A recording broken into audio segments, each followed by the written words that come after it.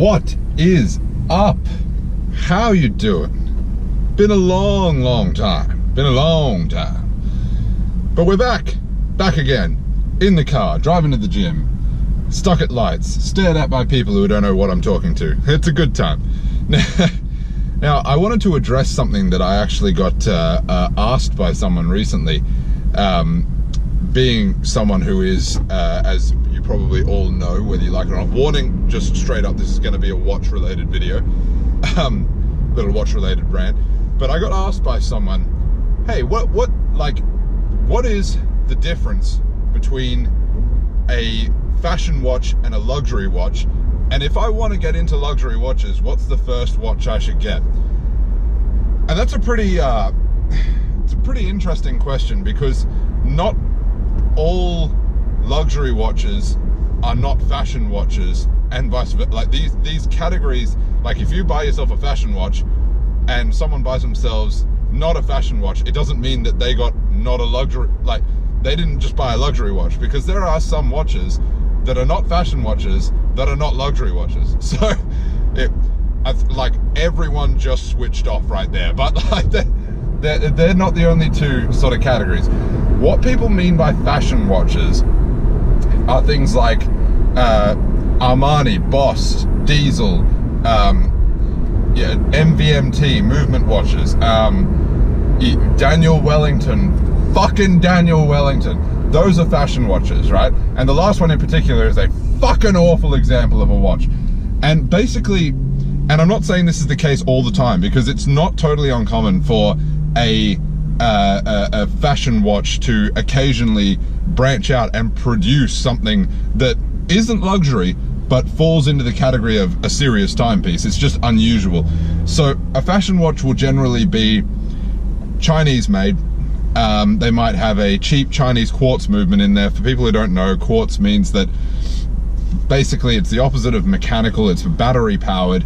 Mechanical watches use complex sort of processes. They'll often have a rotor, or there'll be mechanical wind, or automatic, wound on the wrist with the rotor. And there's just a lot more expertise that goes into building a mechanical or manual wind timepiece. And generally the brands that do it well have a lot of heritage behind them, a lot of history, years and years and years, sometimes over 100 years of watchmaking. So with these other brands, you know, like the fashion brands I just mentioned, quite often all you're paying for is the brand. There really is no heart, no substance behind these watches. And you know, I've said before that I'm not totally against them, because they might get people into the actual watch game, and quite frankly it's so niche that, you know, that can only be good.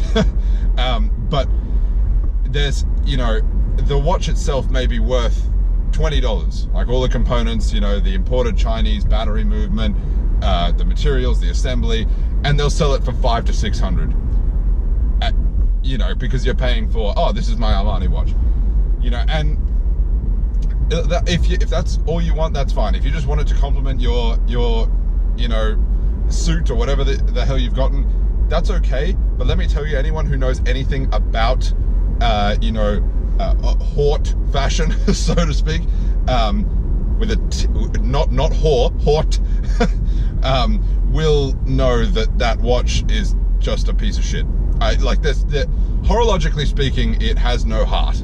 That's what it is, and those are fashion watches, and they've become very trendy lately because they're matched up to fashion trends. They're not built to last. There's no real mastery behind them.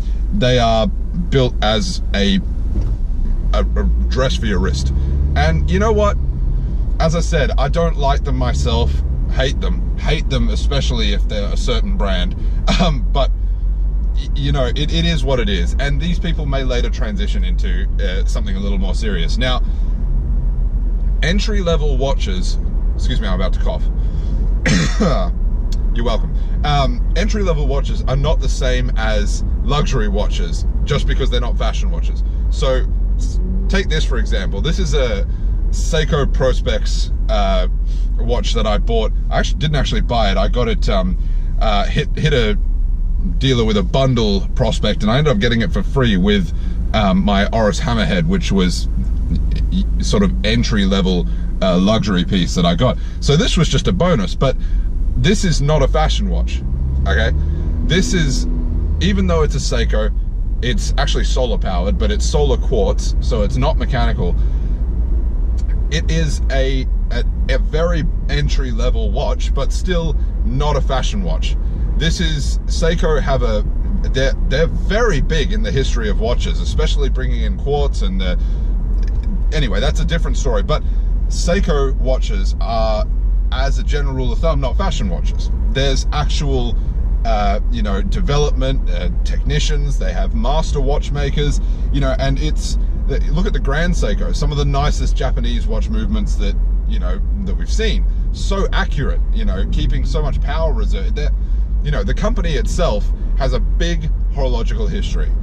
Now, as far as, you know, luxury watches go, everyone always thinks of Rolex, you know, that's the, and you know what, that may not necessarily be a bad thing, but it may have shaped the luxury watch market as it is. Because as I mentioned, I got this question from a friend, you know, on top of, you know, what's the difference? Well, where would I start if I wanted a luxury watch? And that's a difficult question, because when people buy, and this goes for most things, when people invest in something expensive that is very niche, they often forget that you've got to be able to get in and get out. That means if you actually buy this as your first piece, unless you're absolutely certain that you're going to keep this for the rest of your life, you've got to know that there's a little bit of resale value in it, you know. So you don't want to just jump into something that costs $35,000 and then it's got such a soft resale you barely make $5 off it, you know. Like, this is not the situation you want to be in. And that's why I think the first luxury watch that someone buys, and it's just so important, because quite often they're going to be reselling that and then putting it towards something else if they catch the watch bug. Now, the reason Rolex is always, oh, you know, is that a Rolex? Is that a that's actually the reason I don't often wear mine. It's because I hate that question. It draws too much attention, but the reason that is Rolex's marketing and the way they've done everything throughout the years. They're a very long-standing company. They've got the image, and they have become what people associate with luxury timepieces. Because of that, Rolex is hands down the best luxury watch in terms of resale value. It's almost instant money. You lose nearly nothing on them. And they can be, I'm not saying this is the entry-level watch I recommend, by the way, a Rolex. They're exorbitantly priced because they know what they can charge you. But Rolex is instant cash. You know, if you go to a pawn shop, even, not even like a second-hand jeweler, and you go, here's my no-date Submariner, what can I get for it? The guy just hands you cash. He authenticates it, and he's like, here's your money. Done deal. You know, and you would have lost, you know, relatively small amount of money compared to some of the other luxury brands out there which you just cannot sell, you know. So a good example of this is a piece that I have, the Zenith El Primero Chronomaster Grand Tour, which I bought, is a grail piece for me. So that's something that I'm not going to sell, and I know full well that that is a hard sell if I ever want to get rid of that, because even though there's so much history behind the company, you know, Zenith used to make all the movements for Rolex until they went in-house, and there's, you know, they're masters of their craft.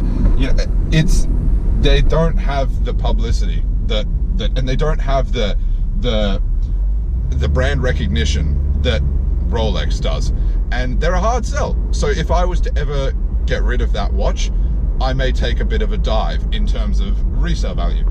With that in mind, the watch that I'm about to recommend, a lot of people who aren't into watches definitely won't have heard of it, but it's actually the Omega Speedmaster Professional Man on the Moon manual wind Hesalite glass. For those who don't know, this is an incredibly iconic watch purely because it was the first watch on the moon, okay?